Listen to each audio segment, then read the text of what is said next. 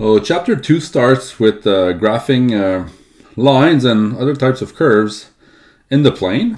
And we're going to start with an example. I want to graph y equals 2x plus 3. So what does that mean? I want basically to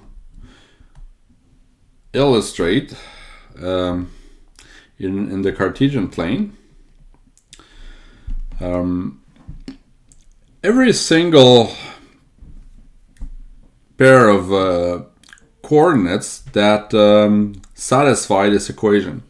So for instance, I could construct a little table here with x and y values that actually satisfy the equation. So when x is, say, minus 2, I replace it into the equation.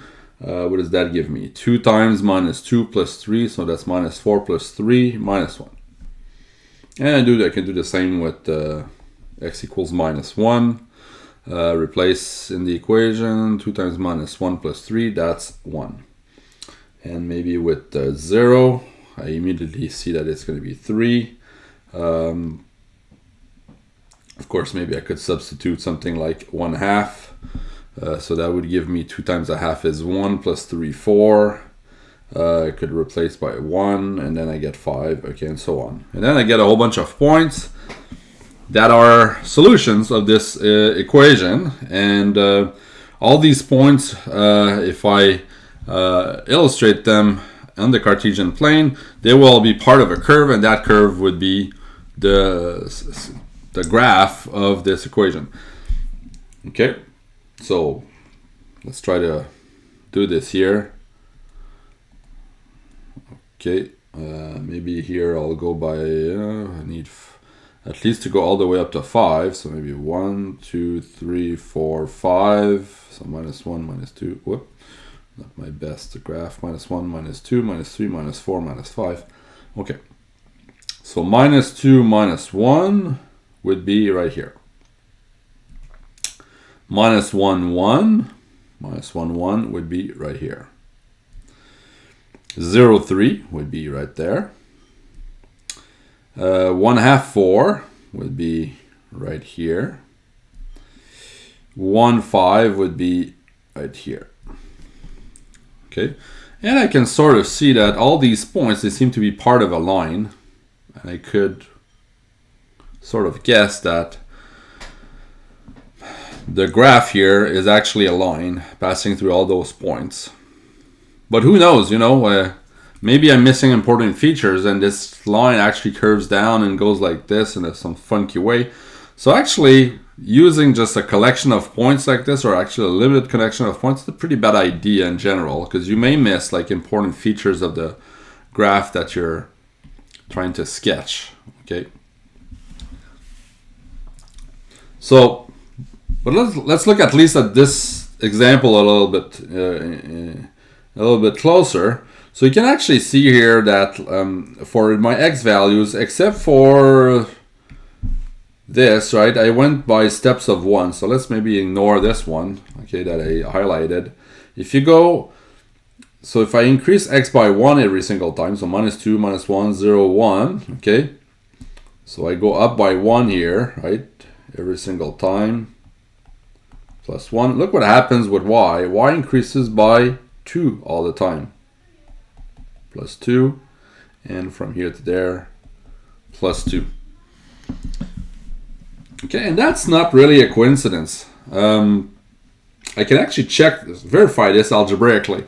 Okay, so imagine I have y, which is 2x plus 3. Okay, so both x and y satisfy this equation. And then let's change x and increase it by 1. So instead of x, I'm going to use the previous value, okay, of x, and then increase it by 1. Actually, let me write this more clearly. I'm going to add, maybe not to confuse you too much, let's remove this y for now. So essentially I'm adding 1 to that x that I had. Okay, and let's see what I get here. So if I calculate this, Sorry about that. So if I calculate this, I'm going to get 2x plus 2 plus 3. And I'm going to regroup these two terms together. So I'm going to get 2x plus 3 plus 2. So essentially what I get here is the value of y that I had before. And I'm going to add 2 to it. So that's like my old y value. And by replacing x by x plus 1, I'm calculating a new y value. And I can see that this new y value is the old one to which we added 2. So by increasing x by 1, we can see that the new y value is going to be increased by 2 all the time. So that sort of verifies what I see in the table. Graphically, what does that mean? It means that, let me choose a different color here. Yeah, okay. So if I start at a point, okay, so I've got some point xy. If I increase x by 1, y here is going to increase by 2. And that's true all the time. So increase x by 1, y goes up by 2. Increase x by 1, y goes up by 2. And not too hard to see, if you increase x by, let's say, 2, oh, now you're going to go up by 4. Okay, so you're creating these triangles, and essentially that sort of explains why this graph here is the graph of a line. Okay, so in general, if I have y equals mx plus b,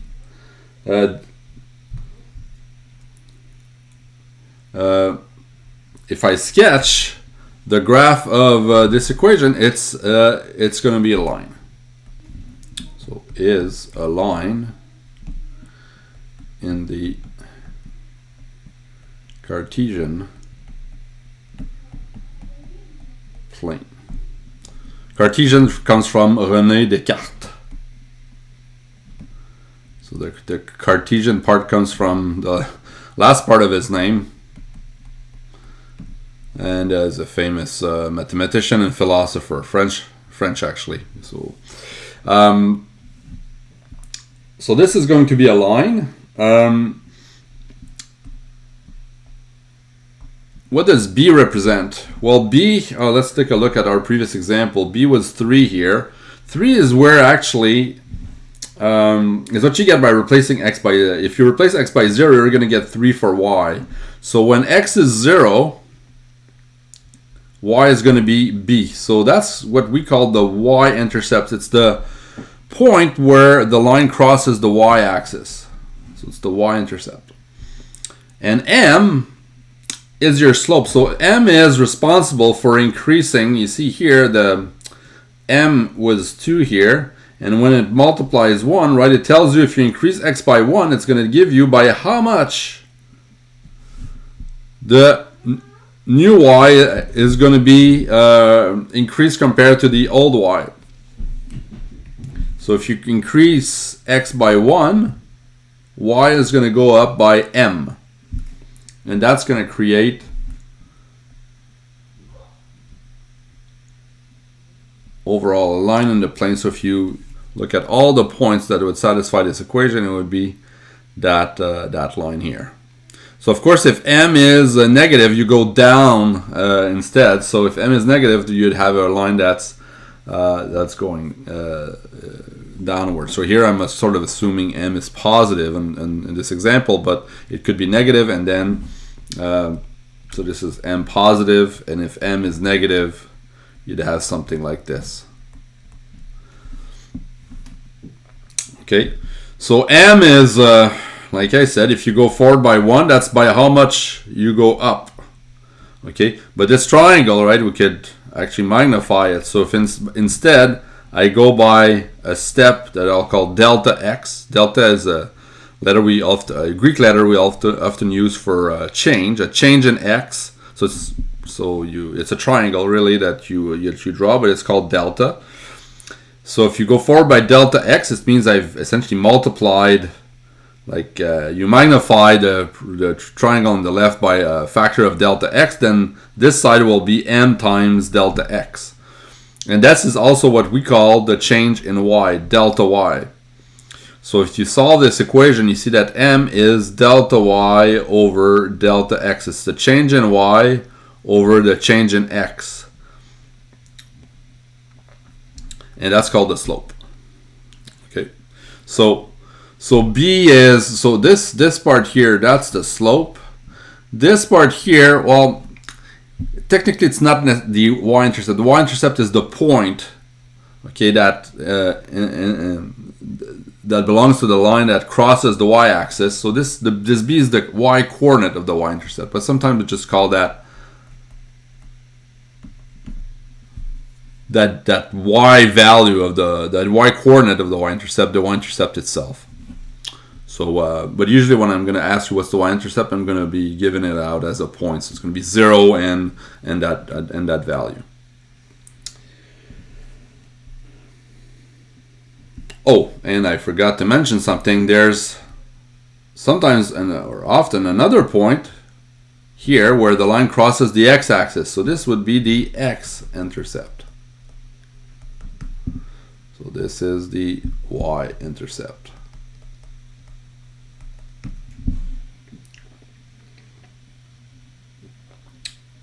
Okay, and maybe a last comment. So you obtain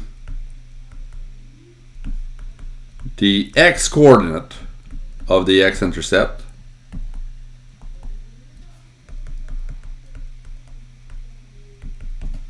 by solving. So how do you get the x-intercept? It's going to be when y is 0, right? So this point here, its y value is 0. So you're going to replace y by 0 in the equation, and you're going to solve for x.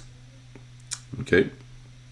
So here, if we solve for x, we see that x is going to be minus b over m. So that gives you sort of formula for the x-intercept, but it's not really necessary to remember that formula. Okay, so we're going to apply this right away. You see on a specific example, we're not going to use formulas to get the x-intercept. Oh well, actually, I could actually use it in my previous example here. Okay, so question: what is the x-intercept of y equals 2x plus 3? Okay, well, you just replace y by 0 and you solve for x. So minus 3/2 is going to be the x-coordinate of that y-intercept. So minus 3/2, 0 is the x-intercept we're looking for. Okay, so that means our previous line, and that's actually a really good way of graphing a line. You find the y-intercept. Y-intercept is easy. You replace x by 0, so that's the constant part here. Okay, in the expression 2x plus 3, that's 0, 3. The x-intercept, you find it by replacing y by 0, so you get minus 3/2, 0. And now we know it's a line. We just link those two dots with a line, and we have the line and also the two most important points of that line, which are the x and the y-intercept.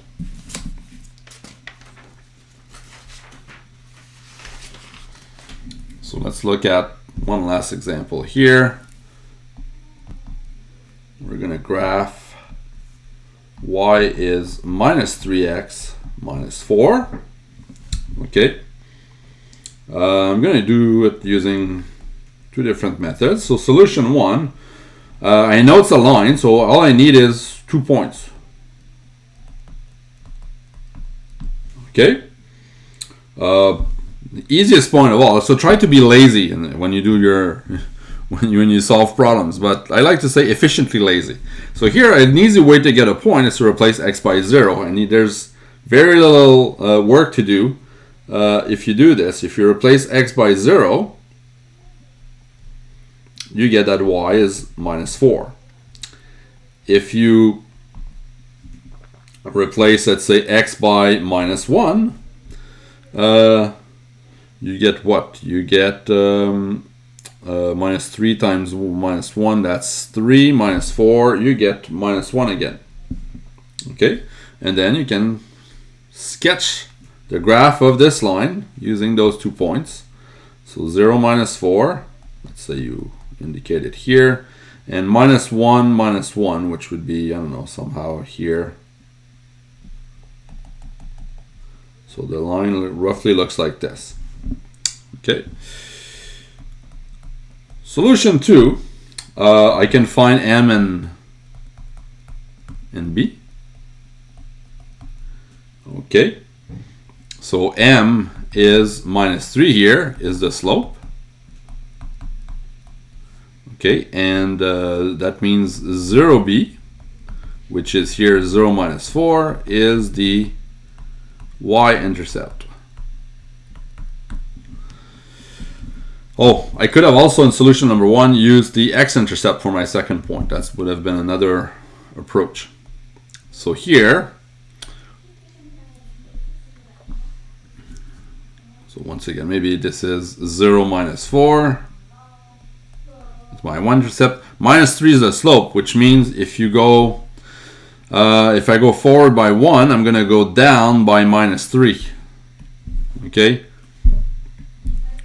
So if I go forward by 1, I go down by -3. So it should give me another point here. If I go forward by 1, from 0 I move to 1, and from -4 I now move to -7. And that's my that would be a second point that I obtained, but this time using the slope. And this is my line. Okay.